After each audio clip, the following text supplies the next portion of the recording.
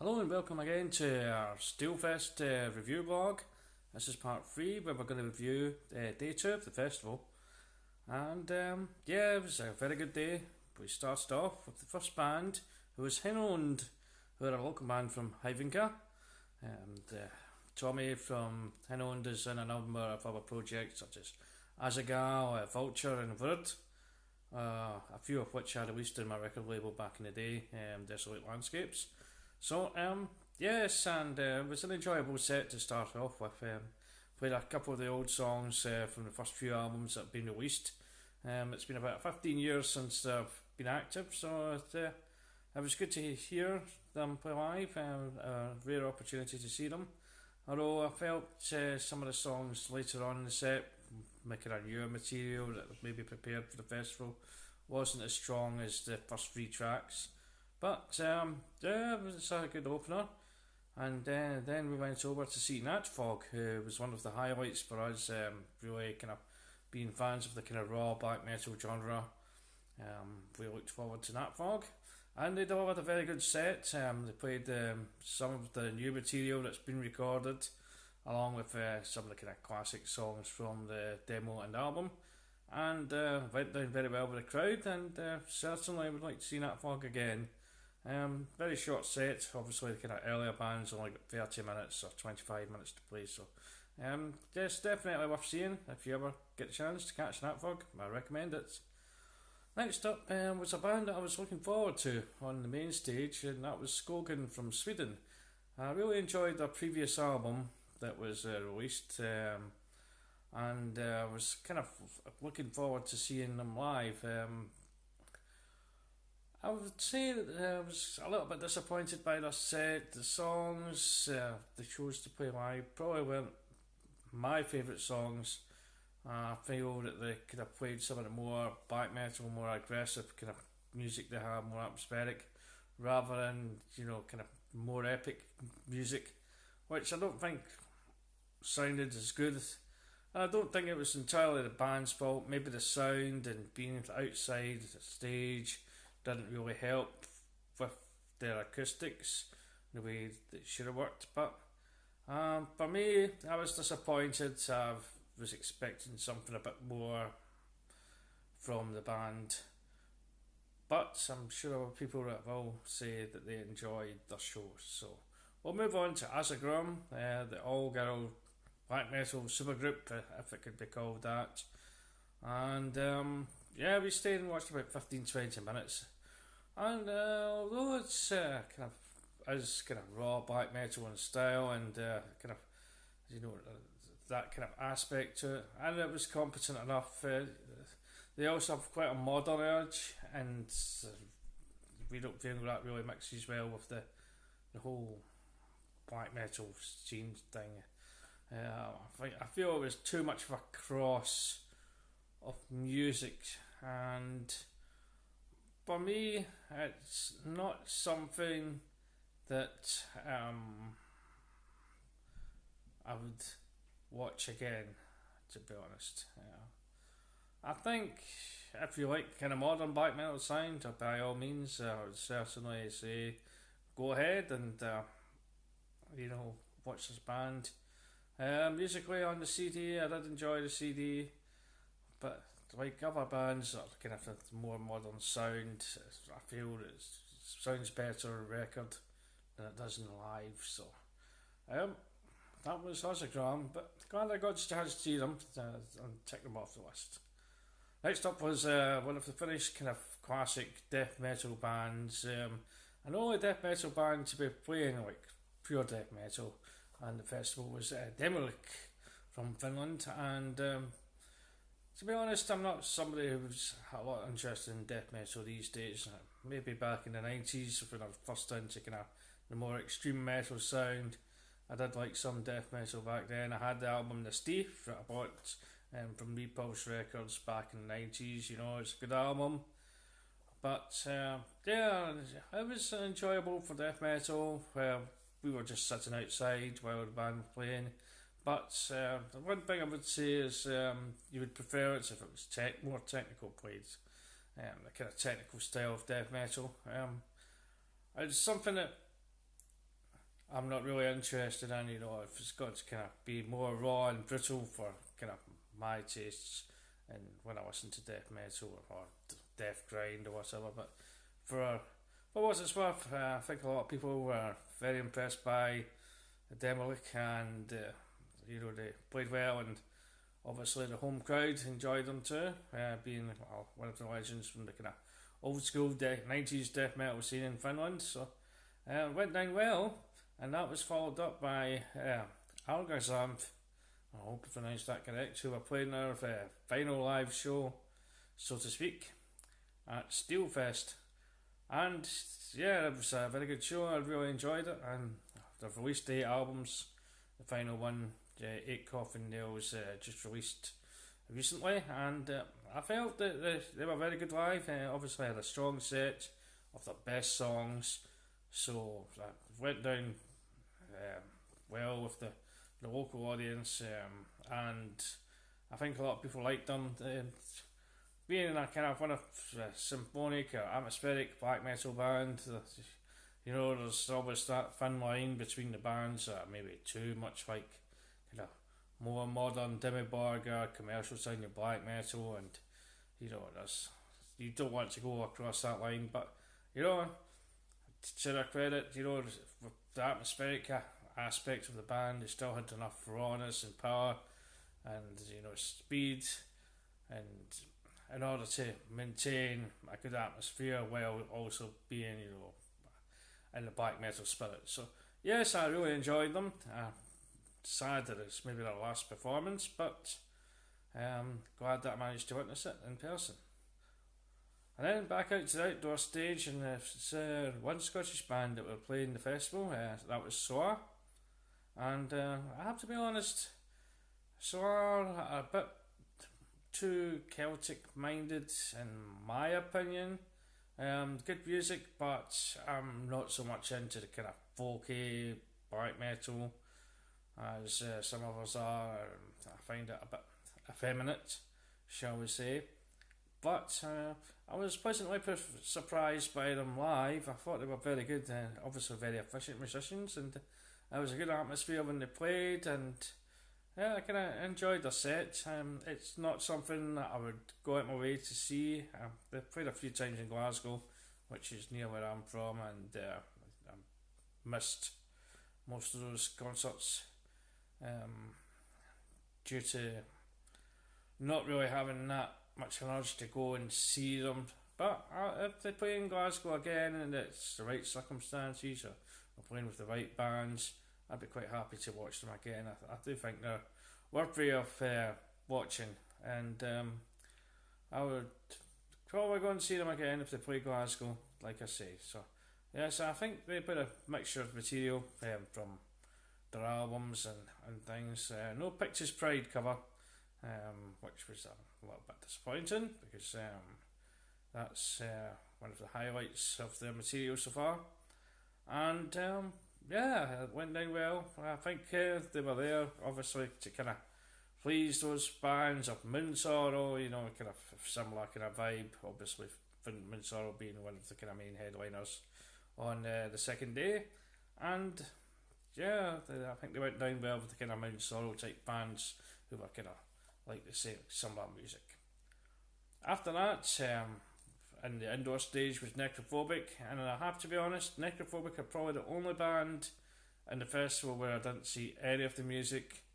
I know their new album's very strong, but it was just kind of time to have a break, because we'd kind of basically been watching most of the bands that played up to that point, and there was kind of going to be a strong one of a couple of other bands we wanted to see after Necrophobic. So I do apologise, fans of Necrophobic or people who wanted to know how they done.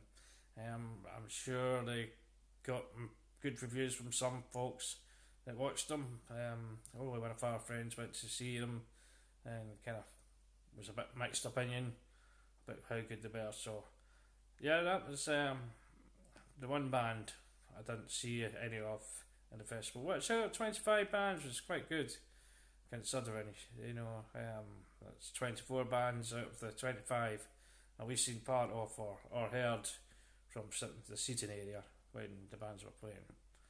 Well, moving on swiftly, was one of the kind of big highlights of the festival was Fortress from Canada, and it's a very rare show in Europe. I think it's the only show this year in Europe, so it was one of the reasons why we were booked to come over to Finland. And what can I say? They were very impressive. We really enjoy all the material, you know, the kind of raw, atmospheric black metal, you know, very fast, pounding, nationalistic pride for the Quebec region of Canada. And there was no surprises, no shocks. It was straightforward, go to the point, black metal, and we thoroughly enjoyed the set. The only thing we noticed was that, that it was maybe a bit quiet from where we were watching the set. We were right at the sound stage, and it did sound quite quiet. I don't know if it's kind of level chords that the band were using was they're kind of different from other bands, but that was the only thing that we would say. It was out of all the bands that played over the 2 days, that was the only time we really had any kind of issues with the sound. But thumbs up for this. I look forward to hopefully catching them again at some point in the future. So moving on to next in the indoor stage was Cult of Fire, another highlight for our group, and we've seen them before. You know what to expect. They've got the stage set up, you know, incense burning, the candles, obviously wearing the kind of outfits that kind of create the kind of mystique and everything else associated with the Cult of Fire, and kind of Middle Eastern stroke Indian vibe with the intro. But excellent band live, you know, the atmosphere was fantastic, musicianship first class. Out of all the kind of more in vogue bands that are in the kind of black metal scene at the moment, Cult of Fire is probably one of the best, and we definitely all felt the set was very strong from start to finish, and would recommend that you catch them live if you get the opportunity to. So another highlight of the festival was Cult of Fire. And then that was followed by Necros Christos. And I am not a fan of Necros Christos, let's be honest. I've seen them, this would have been the 4th time that I played live. The first 2 times I've seen them was under Black Sun 2004, 2005, when they kind of went through the kind of, from being the kind of small town local band at the first festival to the headliner and a meteoric rise to fame in the second, which was, you know, within the space of a year. But even back then, I never really thought anything of them. I never thought they were that great. I couldn't understand the hype. I don't know if it's because certain members played in Catharsis before, or if there was some kind of reason behind it. But you know, the music never really caught my attention, I have to be honest. And when I last seen them, when they played Glasgow, about 18 months ago or 2 years ago, can't remember exactly when, but again, I didn't find them that impressive. It was kind of like, nah. So, I mean, it's obviously not my bag. The new albums came out, I've heard a few tracks, not so impressed, but that's not to say there aren't people who are fans of the band there. As you'll probably have seen our reviews where people have said, Necros Christos, yeah, great band, really loved it, brilliant. I'm sure those guys existed, so I've read some reviews that have been very positive of Necros Christos, so I think they're a band who either love them or hate them type of thing. It's not, I don't think there's any kind of middle ground, just because of their kind of nature and in terms of, you know, being quite unique sound in a way, but you know, unless you're into kind of doom death type technical kind of metal sound nowadays, then I don't think you would be inclined to watch Necros Christos. And the general opinion, consensus opinion of myself and my friends who were there at the festival was that they're very boring live to watch. So yeah, that was Necros Christos, and this is their final album, so maybe they will no longer be touring. So if you do want to see them, I would catch them soon, but I don't know what the future holds for the band.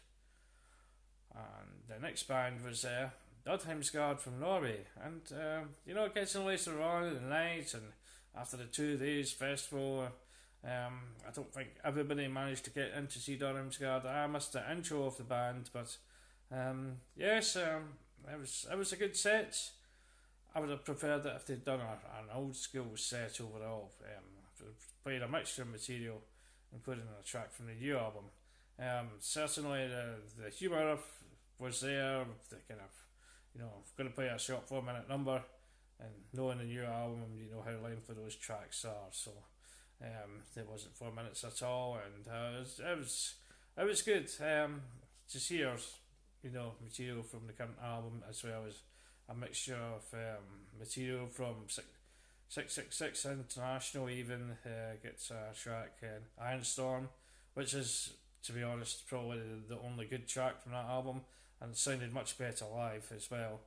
They were good live, and certainly it was a mixed, a varied set, but I quite liked the way they went from the more avant-garde sound at the beginning to the more kind of raw and old school black metal sound towards the end of the set. So I think that worked well, but I think at a festival like this, where most people are into black metal, there doesn't seem to be as much recognition of the newer material as the older material, and an old school set would have probably suited the crowd better. That would probably be more what they were wishing for, was to hear the old stuff. But nonetheless, I was very happy with the set, and would go to see Dodheimsgard again. But hopefully next time for an old school set of material from the first 2 albums. Hopefully that will happen. And the next band to play the festival was the main headliner outside, which was Moonsorrow. Now, Moonsorrow is a band I'm not too familiar with. I've heard some of their music, and it's more kind of epic Viking metal style, Bathory influences obviously, and it's very popular Finnish band. They played in Glasgow, I believe, and unfortunately I missed a show there. And I didn't really go to watch the full set, because we were kind of catching our seat at a time, and we heard the music from afar, and it sounded very good. There was obviously the fact that the full musician lineup was there, which wasn't really something that we kind of were privy to beforehand, because we're not such great followers of the band. But obviously the main songwriter from Fincho was actually playing bass, which would have been interesting for those who were in attendance for the band. But for myself, it was good to hear from afar, but maybe something else would have caught my attention more. But again, good band for the locals, and sure, it brought many people to the festival, so can't complain with that. And that leaves us with the one last band of the festival, Tormentor. What did I think?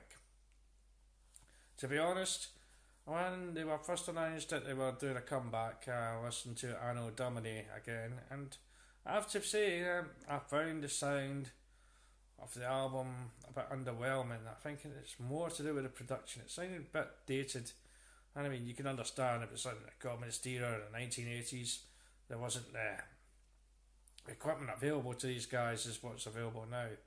But let me tell you, if you get a chance to see Tormentor, go see them. And you have to go and see them.